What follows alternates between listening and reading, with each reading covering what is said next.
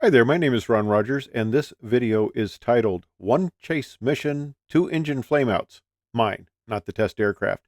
Now, I can't really call these engine failures because they're not any more a failure than if I took and just shut the engine down intentionally, because the engine failed because I was outside of the engine operating envelope. Now, let me explain that.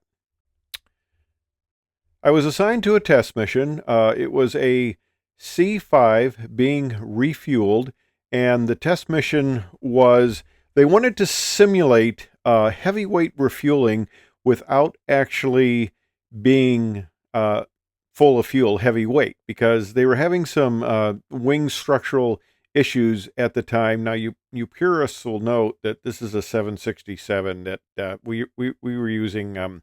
KC-135s back in the day, but they wanted to preserve the life of the wing, so they wanted to give the pilots experience in heavyweight refueling without putting the stress on the aircraft. So they came up with this test mission. And the deal was you would go up to 35,000 feet and you would fly this at 200 knots, and it would supposedly give you the sluggish response that you would have heavyweight. I don't know if this was ever adapted or not. This was just a chase mission I was participating in. But when I sat down for the briefing, now the C5 crew came from another base out in California, and they weren't there for the briefing. So I'm sitting there with program manager, and another pilot comes in who had flown the mission before, and he says, "Well, I got to talk to you about this.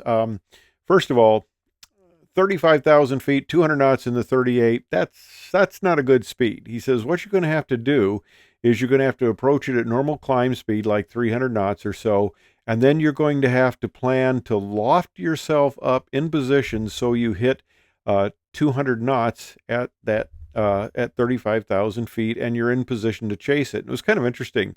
We had a test pilot on the C5, and the sun was such that the silhouette, the shadow of my little airplane, the little T-38, was on the side of the C5, and of course all the guys are taking pictures of the T-38 out there on the side.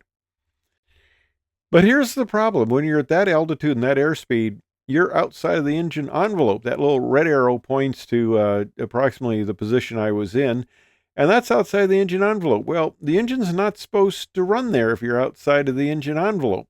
And so that's kind of a little problem. So that's why he was briefing me. The other pilot was briefing me. He says, if you lose the engine, don't worry about it. You're at 35,000 feet. Just roll over, split S, go down to 26, because the engine won't start above 26,000 feet. You don't have enough airflow through it. So go down, restart it, come back up, and try to be a little more careful next time. And I go, okay, sounds good to me.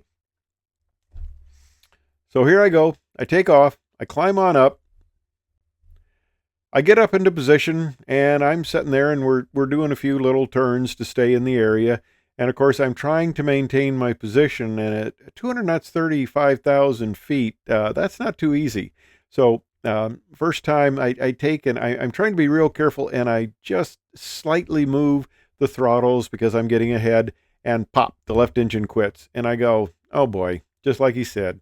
So I did a little quick radio call on the test frequency and said, hey, I lost the engine. I had a photographer in the back seat taking pictures of this. I said, hey, I lost the engine. I got to go down, restart. So I roll it over, go down, and I'm holding the start button as we're going down, which is kind of funny.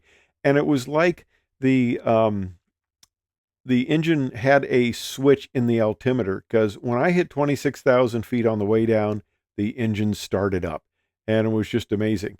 Well, the funny thing was the test pilot in the C5, when they heard that I had lost the engine and I was going down to restart it, they thought the test mission was over. The chase aircraft was gone, test mission's over, and the test pilot says, no, he'll be back up. And they go, what? He lost an engine. That's an emergency. You go, no, you're out of the envelope. That happens. And they're kind of looking at him. These are Mac guys, and they're kind of looking at him like, what? You lost an engine? They go, no, it's all right. Don't worry about it. So I got it restarted. I came back up. I'm back in position. We're taking more pictures and stuff of the aircraft and the response. And of course, the test pilots are getting their test points. And I'm trying to fan the speed brakes again. And well, I had to adjust the throttle, and I just barely touched it, and pop, away it goes again. So I go, here we go again. I'm going down. I go down 26,000, restart it, come back up. This time I was gingerly enough. I was able to fan the speed brakes well enough that I did that to stay in position, completed the test mission, went back, and landed. So here I am. I taxi on in. I park the aircraft, and the mechanics say, anything wrong with the aircraft? And just like instructed, I said, nope. Because I was told that if the engine quits and you're outside of the engine envelope, that's what you expect the engine to do. That's not a write-up. The engine is operating normally. If it operated normally inside the envelope, that's fine. If it quit outside, well, that's your fault.